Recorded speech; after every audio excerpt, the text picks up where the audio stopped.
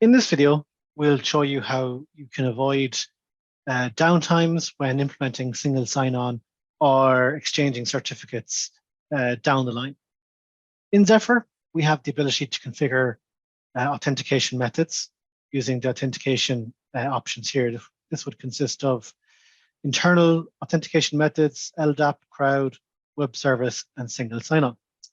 Single sign-on being the most popular requires some configuration. There's an exchange of certificates, and if not done correctly, it can lead to all of your users being locked out of Zephyr. To avoid this, you can enable secondary login by just navigating to Customizations tab, selecting Miscellaneous, and enabling secondary authentication. This allows for your SSO admins to successfully configure and test the connection while there is no disruption to your user base.